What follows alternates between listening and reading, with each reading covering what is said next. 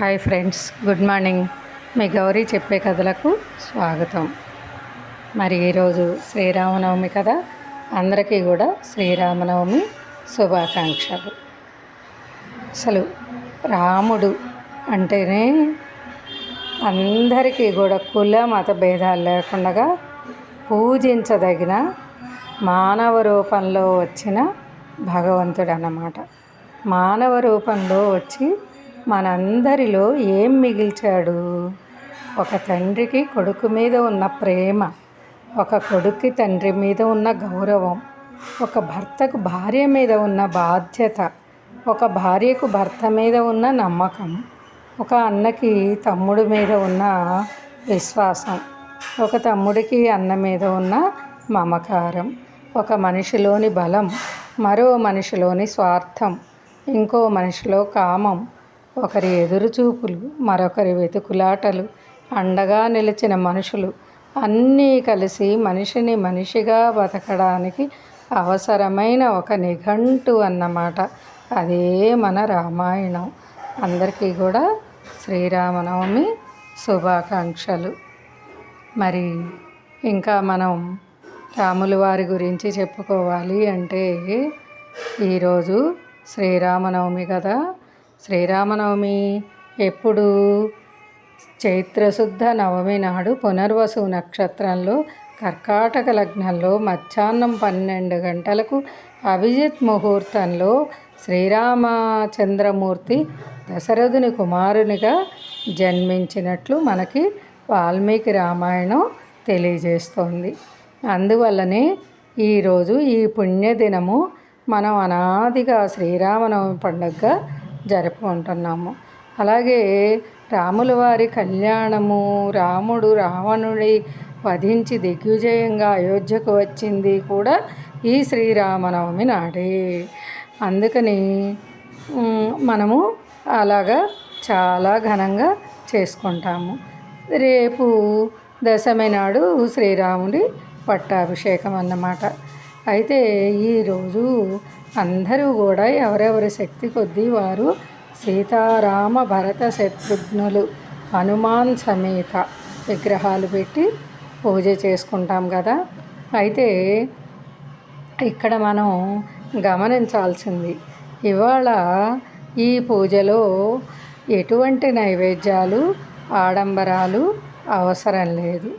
ఎందుకంటే మనము 10 రకాల నైవేద్యాలు పెట్టాలి, ఇవన్నీ చెయ్యాలి, వండాలి అని మానసిక అలసట లేదు, శారీరక అలసట లేదు.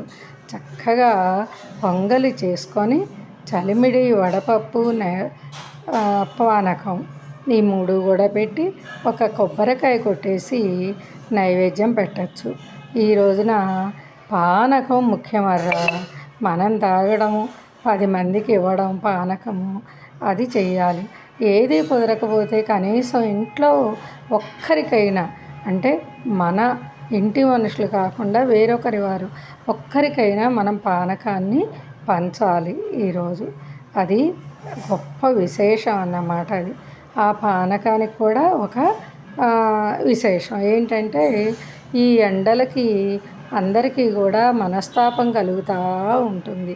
ఆ తాపం చల్లార్చడానికి ఈ ఎండల్లో పానకం తాగితే, బెల్లంతో చేసిన పానకం శరీరం చల్లబడుతుందరా. అందుకే చక్కగా ఇదివరకు పందిళ్ళల్లో విసినికర్రలు ఇచ్చేవారు, పానకాలు పంచేవారు. ఇప్పుడు భోజనాలు ఎక్కువైపోయినాయి అనుకోండి. మరి అట్లాగే శ్రీరామచంద్రుడిని స్మరించే వారికి ఎలాంటి బాధలు ఉండవు. అలాగా ఇంకా ఎట్లాంటి చెడు గ్రహాల బాధలు కూడా కలగవన్నమాట. మరి రామనామాన్ని జపించే వారికి అసలు భయమే ఉండదు. రామజపం అంత గొప్పదన్నమాట. ఈ రామనామం త్రిమూర్తులకు ప్రతీక. ఈ రామనామం మోక్షదాయకం, మోక్షకారకం. మరి నిధి కన్నా రాముని సన్నిధే మిన్న. మరి సకల సద్గుణ నిలయుడు శ్రీరాముడు. శ్రీరామనామస్మరణే ముక్తికి మార్గం. మూర్తి భవించిన ధర్మమే శ్రీరాముడు. శ్రీరామరక్ష సర్వజగద్రక్ష. మరి సీత వల్ల ఈ భూలోకం పావనమైందర్రా. ఎవరైనా సరే సీత లాంటి మహాపతివ్రత అంటారు కానీ ఇంకొక పేరు జపించరు కదా. అలాగా రామ సంకీర్తన ఎక్కడుంటే అక్కడ హనుమంతుడు ఉంటాడు. మరి పురుషోత్తముడు అని పేరు. ముల్లోకాల్లో రాముని కంటే పురుషోత్తముడు ఎవరు కూడా పేరు. రామా అని రాస్తే చాలు, రామ్ అని పలికితే చాలు, అంత గొప్ప పేరు అది. మరి వివాహం ఎలా జరగాలో నేర్పి చూపించిన అవతారం శ్రీరామచంద్రమూర్తి. అవతార పరిసమాప్తి జరిగి ఉండొచ్చు కానీ రామనామ వైభవం మాత్రం అలానే ఉండిపోయింది. ఇది వశిష్ఠుడిచ్చిన రామనామం అన్నమాట.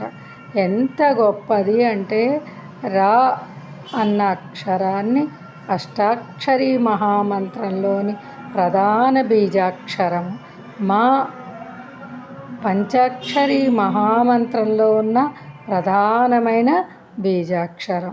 ఈ రామ అన్నప్పుడు అగ్నిబీజము, అమృత బీజము అనుసంధానము. ఎవరు రామనామము చదువుతుంటే రా అనడం వలన అగ్నిచేత పాపాలు పోతాయి. మా అన్నప్పుడు నోరు మూసుకొని మళ్ళీ పాపాలు లోపలకు వెళ్ళే అవకాశం లేకుండా అవుతుందన్నమాట. అందుకని శ్రీరామ అన్న రామ అన్న నామానికి అంత శక్తి ఉందన్నమాట. ఎంతకాలము ఈ రామనామం చెప్పబడుతుందో, రామాయణం ఎంతకాలం చదవబడుతుందో, ఎంతకాలము రామచంద్రమూర్తిని మనం అనుసరిస్తామో, రాముణ్ణి ఆదర్శంగా తీసుకొని బతుకుతామో అంతకాలం కూడా శ్రీరామరాజ్యం విలసిల్లుతూనే ఉంటుంది. ఈ లోకం సుభిక్షంగా ఉంటుంది. రామచంద్రమూర్తి జీవితాన్ని చెప్పుకుంటే చాలరా, అందరికీ రామభక్తి కలుగుగాక అని అలాగా అవుతుందన్నమాట. మరి అయితే ఈ శ్రీరామనవమి ఎంత గొప్పదంటే ఊరు ఊరు వాడ అందరూ కూడా ఈ శ్రీరామ కళ్యాణాన్ని పందిళ్ళు వేసి జరుపుకుంటూ ఉంటారా. అందరూ కూడా ఇగో చూసారా, మా ఇంటి పక్కనే రామాలయం ఉంది. చక్కగా చూడండి, అక్కడ కూడా కళ్యాణం మొదలైంది. మేళాలు వినిపిస్తున్నాయి కదా. ఈ రోజున ఏ బజారు వెళ్ళినా, ఎక్కడికి వెళ్ళినా ఈ రామ కళ్యాణం జరిగే మంత్రోచ్చారణ మన చెవున పడుతూనే ఉంటుంది. అందుకని చక్కగా పందిర్లో కానీ దేవాలయానికి కానీ వెళ్ళి మనం ఈ రామ కళ్యాణాన్ని దర్శించాలి. చేస్తారు కదా. మరి లైక్ చేయండి, షేర్ చేయండి, సబ్స్క్రైబ్ చేయండి. మీ గౌరీ పూర్ణ. బాయ్ రా, రేపు మళ్ళీ కలుద్దాం.